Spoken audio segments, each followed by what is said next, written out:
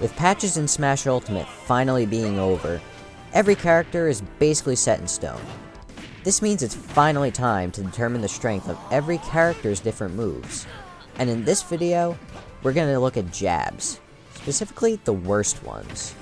These jabs can range from either being too slow to use, having no practical range, or just flat out not working as intended. But before we get started, make sure to like, subscribe, and hit the bell for notifications. Also, please join the MacMan Discord for memes, Smash Talk, and other amazing things, which will be linked in both the description and the pinned comment below. Now, let's get into the top 10 worst jabs in Smash Ultimate. For number 10, we have Marth's jab. Now, unlike most jabs on this list, this one has good range, passable knockback, and basically never drops a second hit. So why is it on here? Well, although both hits will always connect, it's almost impossible to ever get the full damage of the move. This is because of Marth's tipper hitboxes. Jabs in Smash Ultimate suck in the opponent if you hit them at the tip of the hitbox, preventing the next hit from dropping. However, in the case of Marth, this mechanic unintentionally prevents the second tipper hitbox, which is also the launching hitbox, mind you, from ever landing. This stunts his jab quite a bit, and in a sense means the jab doesn't work properly, which puts it here at number 10. Number 9 goes to Kazuya, the Tekken Giant, who at first glance seems to have the best jab in the game, being a 10-hit combo that does over 40% damage. That is, until you realize that the combo isn't true at all, and the third hit can be SDI'd out of stupidly easily, which leaves you wide open should you continue, and basically makes more than 2/3 of the move utterly useless. I know this is in reference to the same combo that's featured in the actual Tekken games, but it still hampers the jab, which leaves Kazuya at number 9. The 8th worst jab belongs to none other than the Smash 4 nightmare, Bayonetta. Now, Bayo's least impressive aspect of her kit is pretty much agreed to be her frame data, and this is also reflected in her jab, which comes out at an abysmal frame 9. That's so slow. Not only her up tilt, but also her down tilt come out faster, both at frame 7. It does get damage if it lands, which is the move's only saving grace, but if it's shielded, forget it. The end lag is so long on the rapid jab finisher, you can literally punish with anything you want. And the worst part is the rapid jab can't be held indefinitely like most, meaning the finisher always comes out after a set period and makes it extremely easy to predict in time. Overall, just not a good move, and not something Bayo should be using often. For number 7, we go to Wario, whose jab suffers a similar fate as Bayonetta's, but on a worse scale. Although his jab comes out a frame earlier than Bayo's, it's still pitifully slow. So slow, in fact, it comes out exactly as fast as his down smash. Yes, you heard me right. Down smash. Not to mention the laughable range his stubby little arm has, meaning hitting this move is an absolute nightmare in normal play.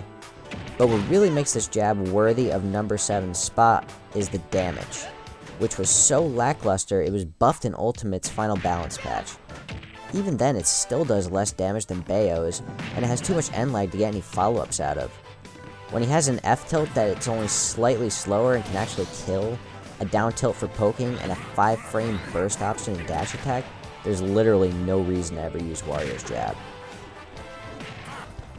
Banjo and Kazooie may have gotten the DLC character treatment, but this is not reflected in their jab, which comes out at number 6.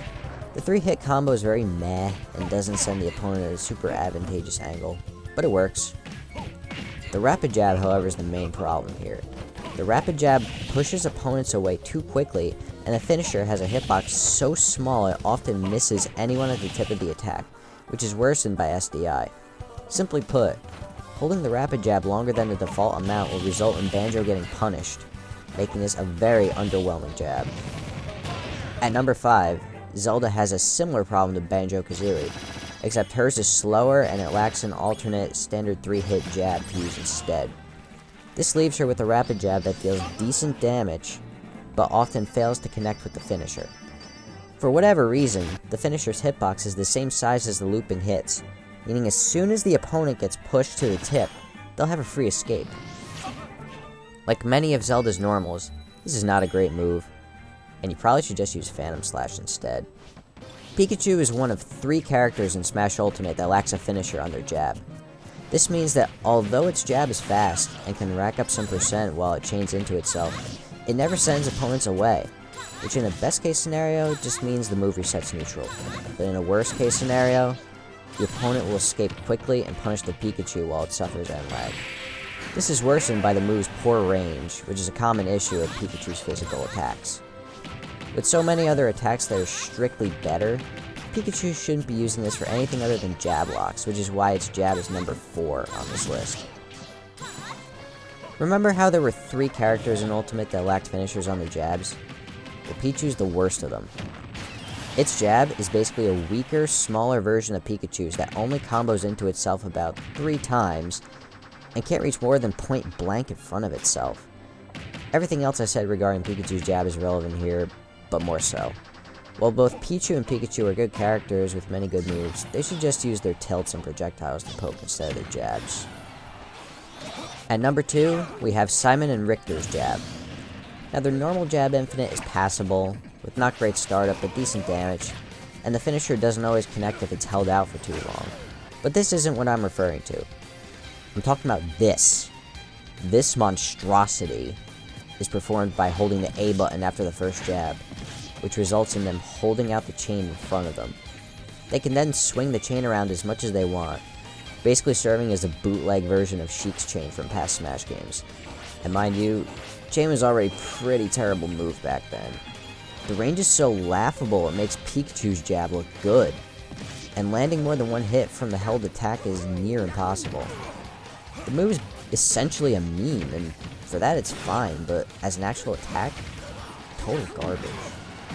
And for our undisputed worst jab in this game, it goes to none other than Samus and her Echo Fighter Dark Samus. This is a move so bad, I already knew where I was putting it before I even started making this list. Now why does the move suck so bad? Well, I have one freaking complaint about this jab. It doesn't work. Now what's the most important aspect of a jab combo? Well, to be able to combo into itself. Yes, her jab 1 doesn't link into jab 2. And you know what's worse? It was designed that way intentionally. I'm dead serious. It's so intentional, it even has its own tip in the game itself. What a joke. The worst part of all is that Samus' jab has been designed like this in every single entry of the series. Yes, even in Smash 64, which has so much hit stun, I could eat a Hot Pocket in between attacks, and it'd still be unescapable. Samus not only has the worst jab in Ultimate, it's the worst in the entire series, and will forever be known as that. And that ends this top 10 list. Thank you for watching. If you like this kind of video, tell me if you want more top 10s in the comments, and give the video a like if you really liked it. Make sure to subscribe and join the Discord, and with that, I'll see you in the next one. Have a good one.